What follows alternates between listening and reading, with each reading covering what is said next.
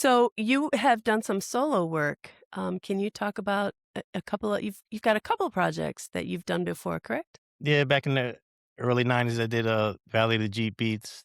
Um, that was my first project. Um, uh, it there's a lot to talk about that. The first single, I think, was Buck Wildin', if I'm not mistaken, with Chuck, and that's Yeah. that was basically another Public Enemy record, Right. but It was great. It's still great. I yeah, think it withstands the test of time. and a lot of DJs like to cut it up, Buck Wildin', and they Mhm. buck, buck, buck, Yep. buck. And then, and Ernie P, matter of fact, Ernie Panicoli, what we was Uh-huh. talking about, he shot the album cover for that as well. I know he did. Salute Mhm. again to Ernie Right? P. But Salute all day. we had Bonnie and Clyde, Homie Don't Play That, which charted. I think it went to number one on the rap singles, if I'm not mistaken. Some other things. Juvenile Delinquents, which was one of my favorites. I think that was the first. Um, it, typically in the record business at that time, nobody would sign or make records with young kids. Hmm. It's below a certain age. I think they were like maybe 15. Hmm. They were young kids, so they were before Crisscross. Okay. Um, I think that's the first time kids kind of, and to me, that's one of my favorite cuts on the album. So shout out to Yeah. Juvenile Uh, Delinquents.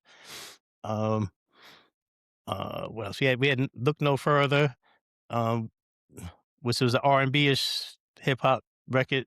mhm. Was in fact the lead singer on that song was Mike Williams, which was one of the S1Ws from Public Oh, okay. Enemy. Oh, I Yeah, didn't know. Oh, that's him and his great. brother Joe Williams. Okay. Yeah, absolutely. Yeah, a lot of stuff. I had a reggae song on there. I had a lot of. It was a blend of a lot of things. It was a great album. Mm, I think it was well received.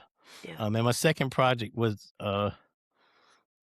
Terminator X and the Godfather's of Threat, and I got to work with some of my heroes, Mm. people I grew up on. I got to work with Grandmaster Flash. Salute to Grandmaster Flash.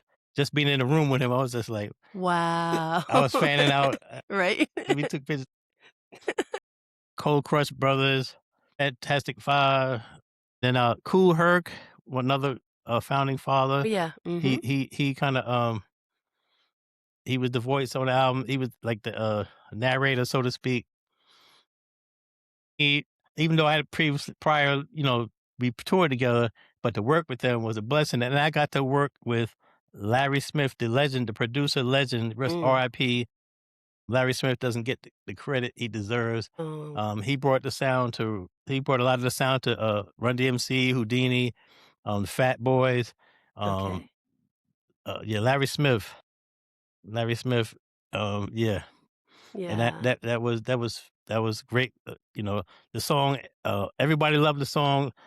I like to say that song kind of came a day late, a dollar short. Mm. It kind of music was changing, Mhm. and like right before it came out, it was kind of like, and Houdini was on Unsung, I believe it was, and they talked about Yeah. how great the song was. And I Yeah, I appreciated saw that. It that was a great actually. song, Yeah. and they said everybody liked the song, but it kind of missed the bus. Like they ran like the song ran to the station, and the bus just pulled up, or Yeah. the train or whatever, and it just pulled like. But it's a great song.